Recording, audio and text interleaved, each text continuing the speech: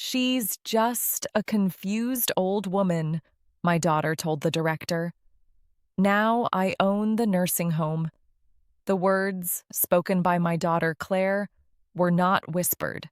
They were delivered in a bright, casual, conspiratorial tone, as if she were commenting on the weather to Mr. Henderson, the director of the Golden Oaks Senior Living Facility, a facility that smelled of industrial floor cleaner and boiled potatoes. I was sitting right there, 3 feet away, supposedly deaf and dumb and blind to the world, parked in a wheelchair that wasn't even necessary. She's just a confused old woman, Claire said again, her lips pulling into a smile that didn't reach her cold, assessing eyes. So please don't pay too much attention to anything she says. She fabricates. You understand. Mr. Henderson, a man whose cheap suit and clammy handshake screamed middle management, nodded obsequiously. Of course, Miss Blackwood. We are fully equipped to handle cognitive variations. She'll be safe here. Cognitive variations, a polite term for senile. Safe, a polite term for imprisoned. My son Richard stood by the window, his back to me, examining the manicured but wilted lawn. He couldn't even look at me. He was the weak one, always was. He just jingled the change in his pocket, the nervous tremor I knew so well. This was the moment my world, the one I had painstakingly built over 82 years, snapped shut like a steel trap.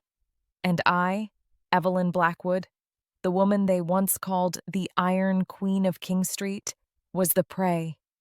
This was their great betrayal. This was the hook, the moment the barb sank deep into my flesh. They thought they were committing the perfect crime, silencing the matriarch, dividing the spoils. They thought the old woman was finished. They forgot that confusion can be a strategy. They forgot that the most dangerous animal is the one you leave wounded in a cage. It had started 6 months prior, with the stroke. It was real. I'll give them that. 1 minute I was reviewing a quarterly report on my mining acquisitions in Bolivia, and the next, the left side of my world ceased to exist. The numbers on the page dissolved into static. My hand, the one holding my favorite silver pen, went slack. I spent 3 weeks in the best private hospital in the city. Richard and Claire were models of filial piety. They brought flowers, lilies, which they know I despise. They smell of funerals. They held my good hand and spoke in soft, pitying voices.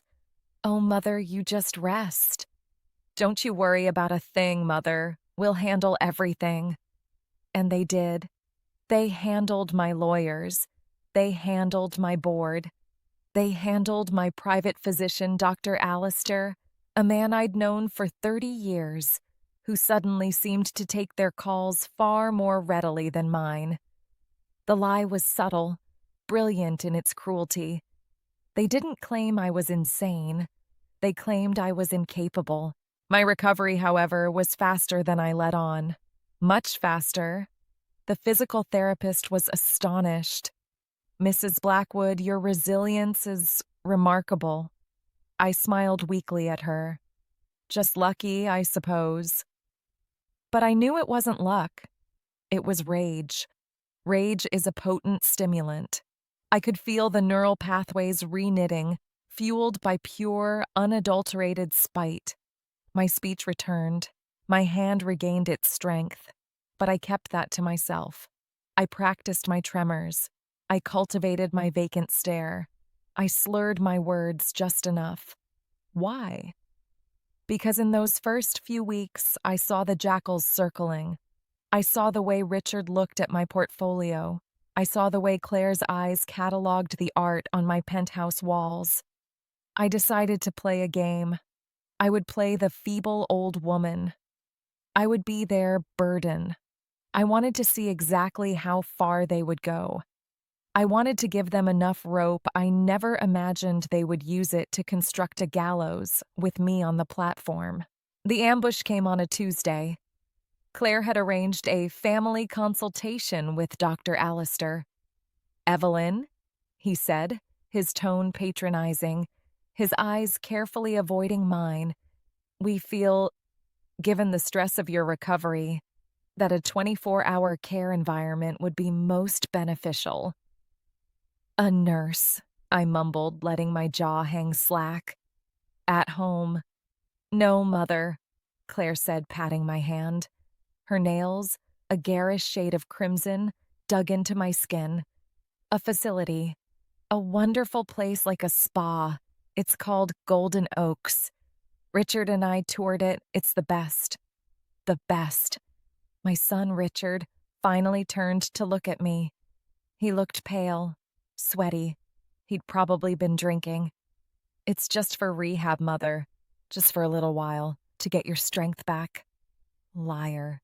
They had the paperwork. All of it. A thick stack of lies signed by Dr. Allister, attesting to my cognitive decline and inability to manage my own affairs.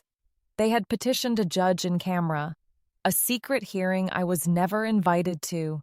They had been granted temporary medical conservatorship. They were liquidating my life before I was even dead. No, I said. The word was clear, sharp, too clear. I saw the flash of panic in Richard's eyes. Claire's hand tightened on mine. See, Doctor? Claire said, her voice dripping with false sorrow. She's agitated. She doesn't know what's good for her. It's for her own safety. I let my face crumple. I let a tear roll down my cheek. I looked at my children, my heirs, the two people I had carved out of my own body. I'm scared, I whispered. We know, Mother, Richard said, finally finding his script.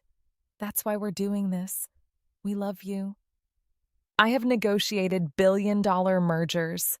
I have stared down corporate raiders and broken hostile unions. I have never heard a more blatant, terrifying lie in my entire life. 2 hours later, I was in the back of Claire's Mercedes, my overnight bag, packed by her, at my feet. We drove to Golden Oaks, and that is when she said it. She's just a confused old woman. Life in Golden Oaks was a masterclass in systematic dehumanization. My new home was a room painted in a color I could only describe as institutional despair. It was beige, the curtains were beige, the linoleum, pretending to be wood, was a mottled beige. The single chair was beige. It was the color of apathy. The first thing they took was my connection to the world. No cell phones, dear, said the head nurse, a formidable woman named Nurse Ratched, or something similar. I didn't care to learn it. It can be overstimulating. We want you to rest. My laptop, I gestured. My papers. Oh, heavens no, she chuckled. We don't worry our pretty little heads about work here. We have bingo at 3 p.m. I was isolated. No phone, no internet, no access to my accounts, my brokers, or my lawyers. I was a non-person. I fell into the role. I became the confused old woman they demanded. My internal monologue was a raging fire, but my external self was a pile of damp ashes. I sat in the common room, pretending to watch daytime television, but I was listening. I was observing. Golden Oaks was not a luxury spa. It was a holding pen. It was a badly managed asset, part of a much larger publicly traded portfolio. The Ethelred Healthcare Group, I knew the name. They were aggressive, over-leveraged, and notorious for cost-saving efficiencies. Those efficiencies were everywhere. The staff were overworked and underpaid. They treated the residents with a weary, impatient indifference. Medications were often late. Call buttons were ignored. I saw an orderly, a young man with dead eyes, roughly handle Mr. Henderson. The real Mr. Henderson, a lovely old gentleman with Parkinson's, simply for spilling his water. This was not just about my money anymore.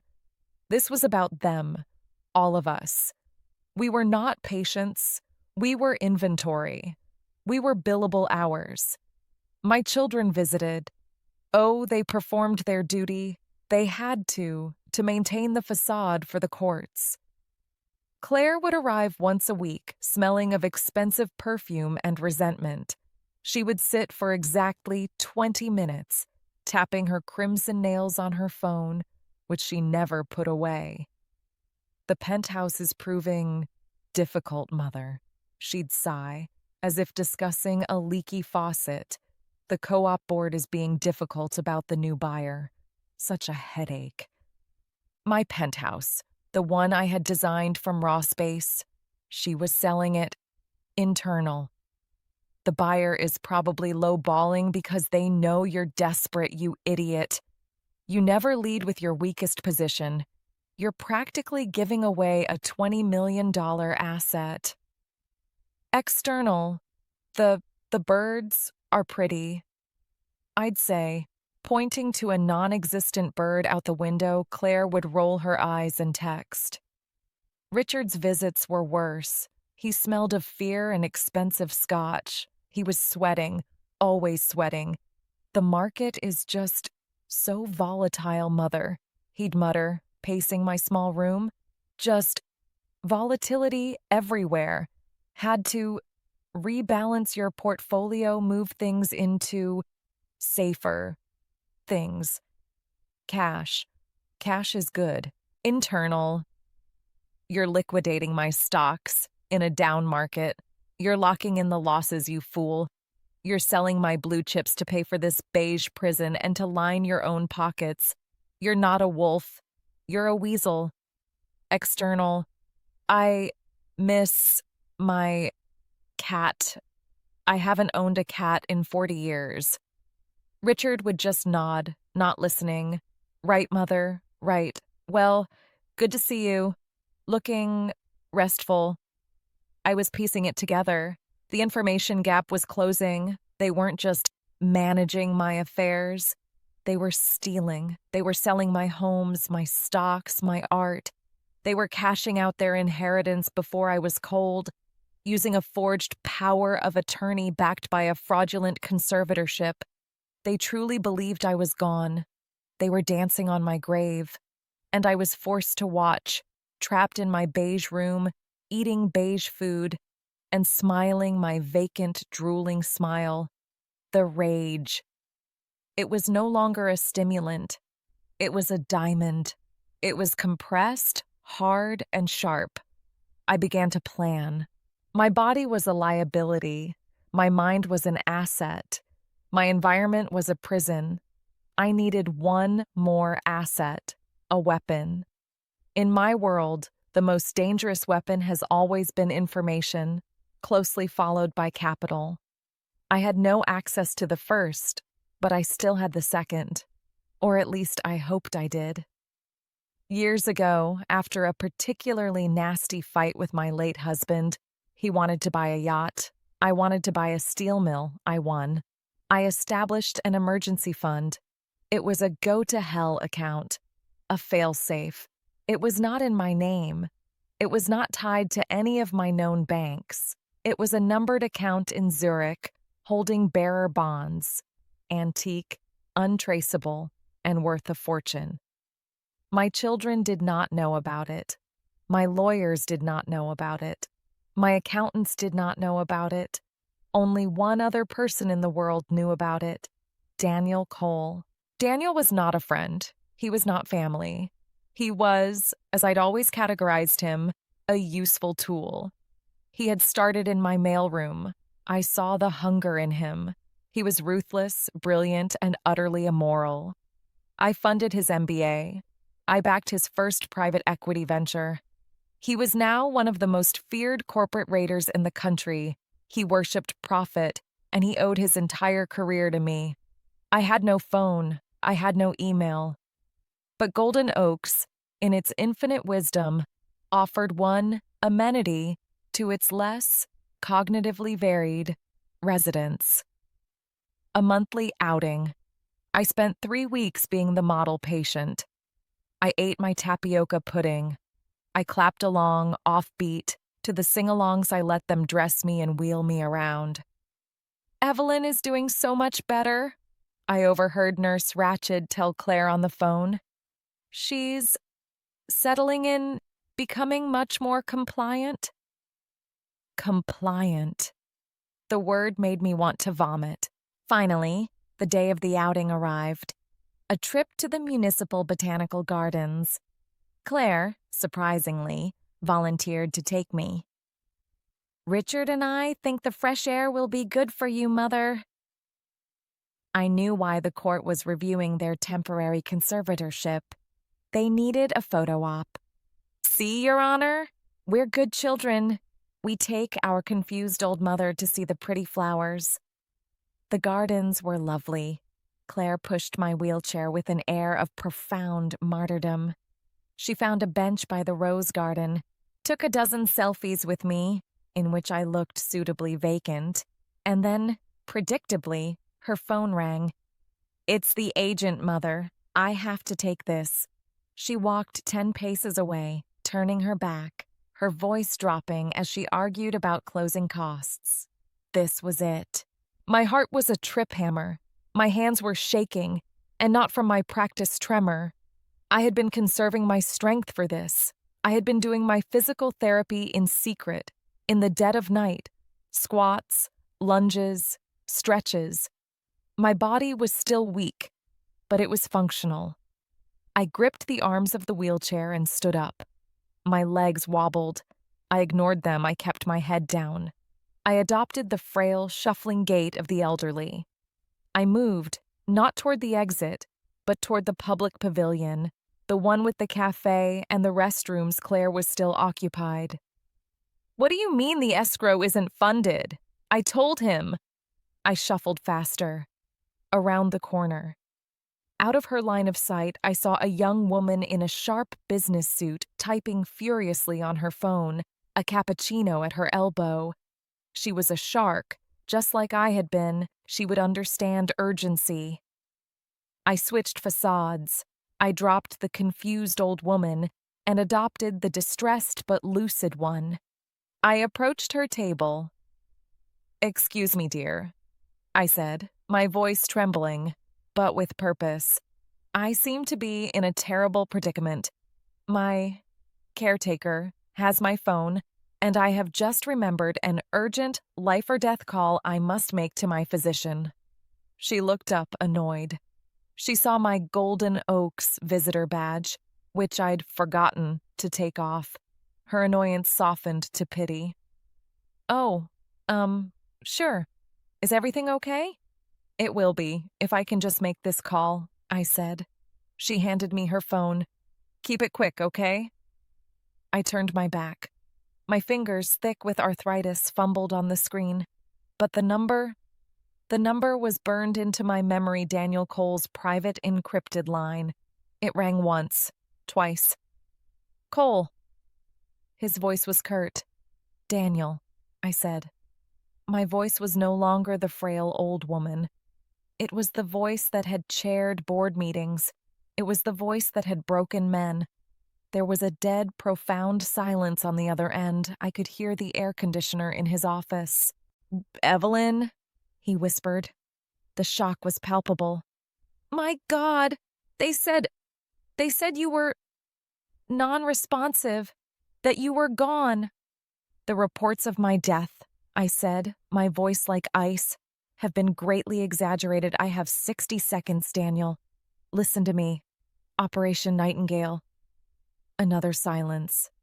Nightingale was our old contingency code. A joke we'd made, based on a biography of Florence Nightingale.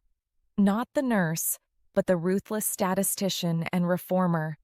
It meant, burn it all down and rebuild from the ashes. His voice changed. The shock was gone. The pity was gone. Now it was the man I'd trained. It was the shark. "Evelyn, where are you? How much capital are we talking about?" "I'm in a cage called Golden Oaks. My children are liquidating me, but they don't have Zurich, the bearer bonds. They are still in the vault. You are the sole signatory." "Jesus," he breathed. That's that's 9 figures. It's the seed, Daniel. I'm not using it to escape. I'm using it to buy. I want you to launch a hostile takeover of Ethelred Healthcare Group. He actually laughed, a sharp, barking sound. Ethelred? Evelyn? That's insane. They're a $3 billion company. And they're over-leveraged, I snapped. Their last quarterly report was garbage. Their stock is depressed. They're ripe for a short squeeze, and their board is divided. I've been reading the financial papers in the common room. It's a perfect target. You'll raise the rest of the capital in a day when you announce a tender offer backed by an anonymous Blackwood fund. The other raiders will join in just for the blood. This is audacious, he said, and I could hear the grin in his voice. This is beautiful. What's my upside? You'll be CEO of Ethelred by the time the deal closes. You can gut it, flip it, do whatever you want. I don't care about the portfolio, I just want one thing. What? I want Golden Oaks. I want this room. I want the desk of the man who condescended to me. And I want my children. Evelyn, he said, his voice low and excited, this is the most glorious thing I have ever heard. Consider it done. But how will I— Mother! Claire's shriek cut through the air. She was rounding the corner, her face a mask of purple rage. It's done, I told Daniel. Send me a signal, a box of chocolates. Dark chocolate if the board has been notified. Milk chocolate if the tender offer is public. Do not contact me again. I hung up. I handed the phone back to the businesswoman. Thank you, dear. The crisis is averted. Claire grabbed my arm, her fingers biting in. What are you doing? You can't just walk off. You're confused. I let my face go slack. I let my eyes glaze over. Flowers, I mumbled, pointing to a pot of geraniums. Pretty flowers. She dragged me back to the wheelchair. The entire ride back, she was silent. A cold, furious silence. She didn't know I had just lit the fuse. She couldn't see the bomb I had just placed directly under her comfortable, stolen life. The wait was the hardest part of my life. I was back in the beige prison, but now it was worse. Claire, suspicious after my wandering incident, had instructed the staff to watch me. I was no longer allowed in the common room without supervision. My compliance was gone, and they treated me like a recalcitrant child. The small indignities piled up. They forgot my request for a second pillow. They lost the book I was pretending to read. Nurse Ratched would look in on me, her arms crossed, her eyes cold. We're having a difficult day, aren't we, Evelyn? Perhaps we need to review your medication. I held my tongue. I ate the mush. I smiled my vacant smile. Inside, I was vibrating with tension. A week passed. Then, a delivery. A nurse brought it to my room. A large, expensive-looking box of chocolates. From an old friend, she said, sniffing. My heart hammered. Claire was there. It was her visiting day. She saw the box. Chocolates? Who'd send you? You can't even have this. She opened it. Rows and rows of perfect, glistening dark chocolates. Internal. Phase 1. The board has been notified. The private offer has been made. Oh, for heaven's sake, Claire said, annoyed. It's not even the milk chocolate you like. She snapped one up, ate it herself, and tossed the box on my nightstand. Probably from some old senile friend of yours. I just smiled. Cat? I said. Pretty cat. The next 2 weeks were torture. I had to rely on snippets from the television in the common room. I would pretend to be asleep in my wheelchair, but I was listening. And in market news, a major shock today as healthcare giant Ethelred Group confirmed it has received an unsolicited, all-cash tender offer from a private investment consortium. Mr. Henderson, the director, was in the common room. I watched his head snap up. His face went pale. The atmosphere in Golden Oaks changed overnight. The staff were no longer just indifferent. They were scared whispers in the hallways, cliques of nurses huddled by the medication carts. They knew their jobs were on the line. The neglect, perversely, got worse. They were distracted, panicking. Mr. Henderson, my fellow resident, not the director, fell. He pressed his call button. No one came. I heard him, his voice thin and reedy. "Help, please, I've fallen." I couldn't get up. My supervision, an orderly, was down the hall on his phone, probably checking his stock options. I sat there, helpless, listening to this old man groan in pain for 20 minutes before someone found him. The diamond of my rage compressed further. This was not just about my money. This was not just about my children. This was about this criminal, negligent apathy. Richard visited. He was a wreck. He was drunk, and it wasn't even noon. He hadn't shaved. They froze. They froze. The Ethelred stock.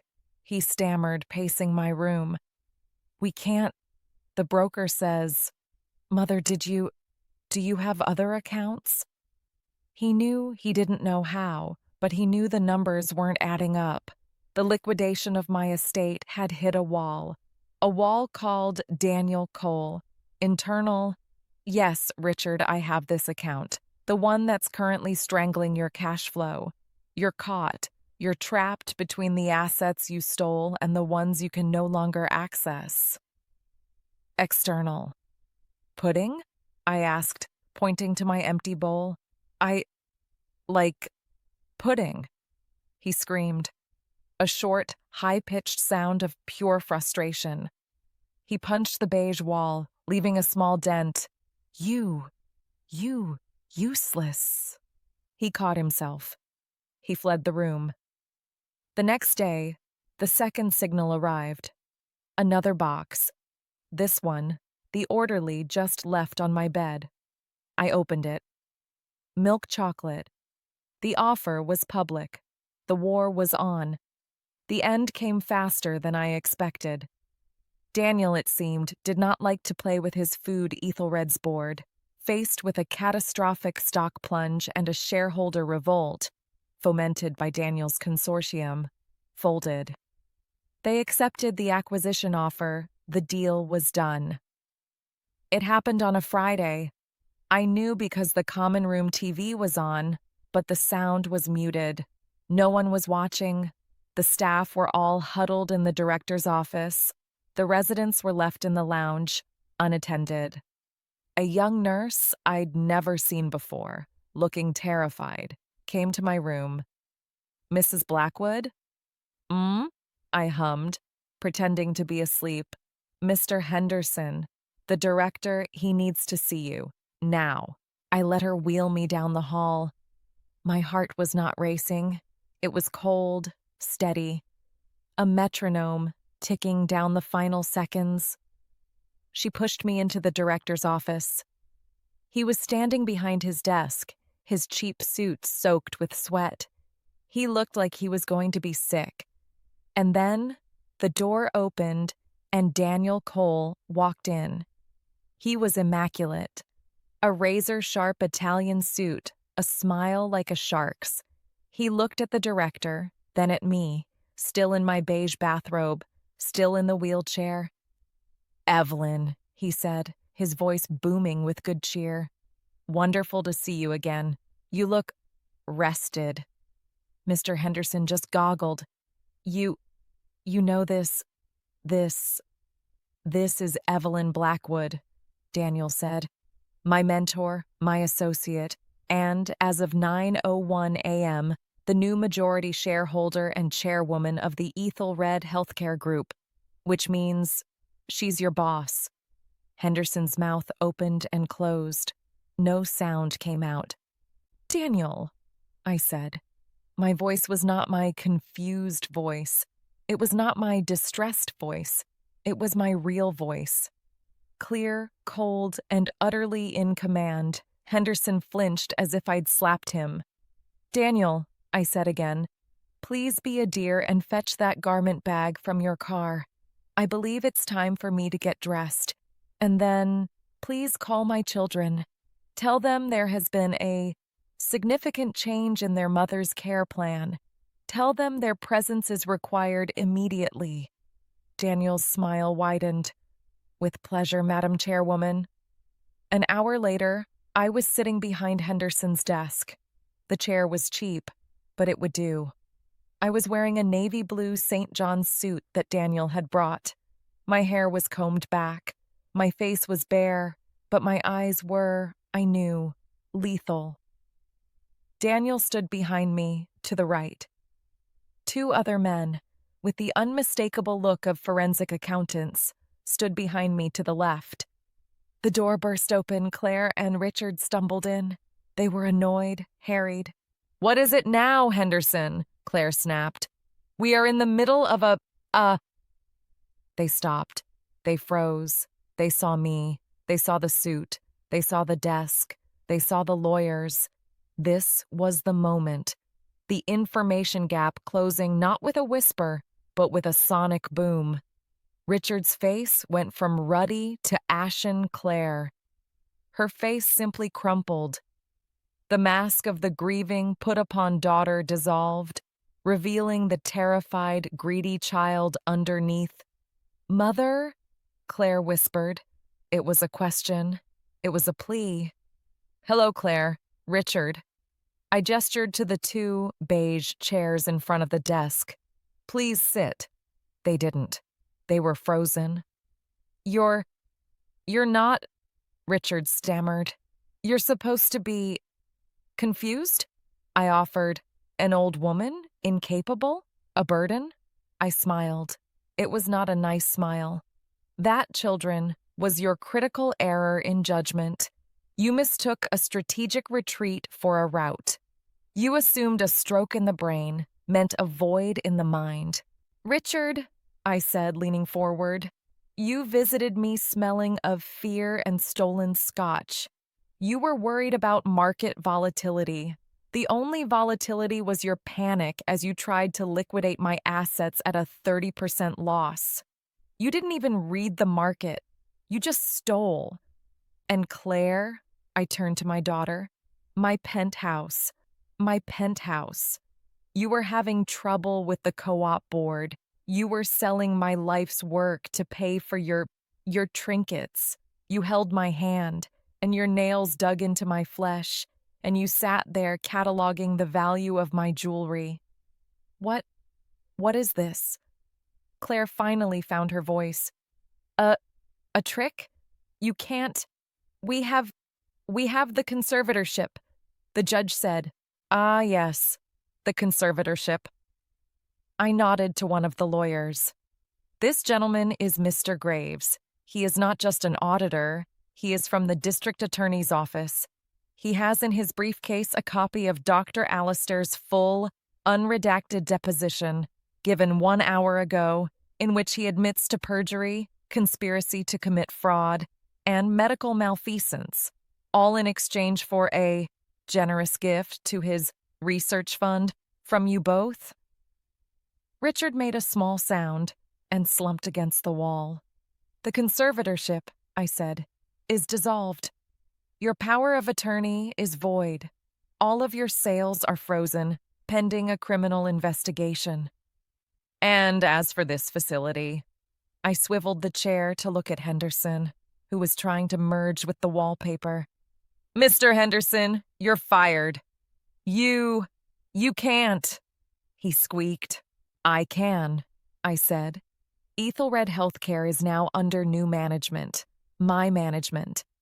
And I find the service here substandard. The staff-to-patient ratio is a disgrace. The medication protocols are negligent. And the man in room 212, Mr. Henderson, broke his hip and lay on the floor for 20 minutes because my orderly was on his phone." I looked back at my children. "You see, You thought you were just putting me away. You thought you were just silencing one confused old woman. But you threw me into a system that you and your kind have created, a system of profiting from the warehousing of the elderly. You put me in the general population, and I, unlike the others, found a way to fight back. The door opened again. Two uniformed police officers stepped inside. "Richard Blackwood? Claire Blackwood?" one of them said, his voice flat. "You're under arrest. You have the right to remain silent." Claire finally broke. She didn't faint. She screamed, a raw animal sound of pure, thwarted greed. Richard just slid down the wall and put his head in his hands. As they were cuffed, Claire looked at me, her face destroyed by tears and hate. You did this to us, your own children. You're a monster." I looked at her. I felt nothing. Not pity, not even triumph, just an empty space. A final audit. "No, Claire," I said, my voice quiet. "I am a businesswoman, and this was just a hostile takeover.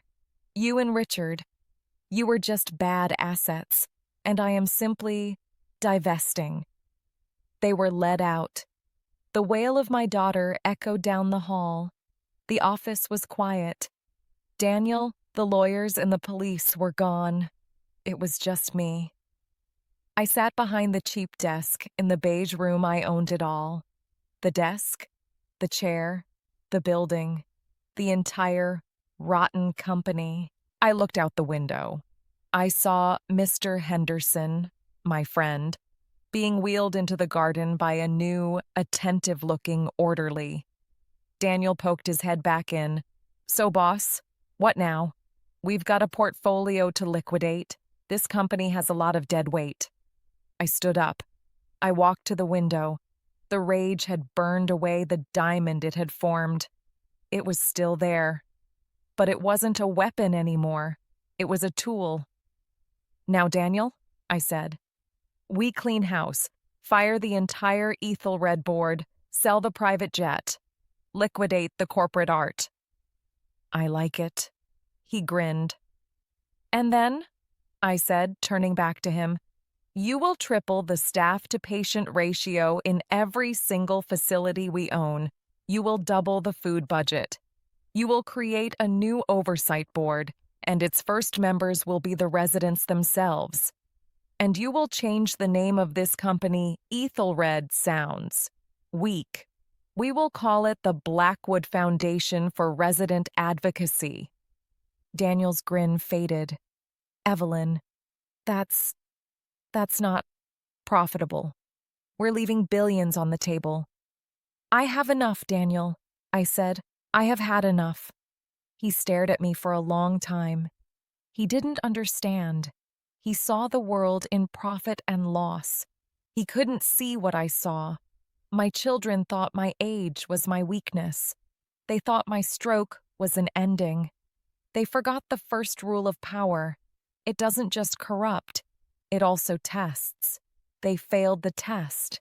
They thought they were burying a confused old woman. They didn't realize they were planting a seed. And in this garden, I was the only thing left that was still growing. "Do it, Daniel," I ordered. He sighed, but he nodded. "Yes, Madam Chairwoman." I walked out of the office, down the hall that I now owned, breathing in the smell of floor cleaner and potatoes. It was time, I thought, to change the menu.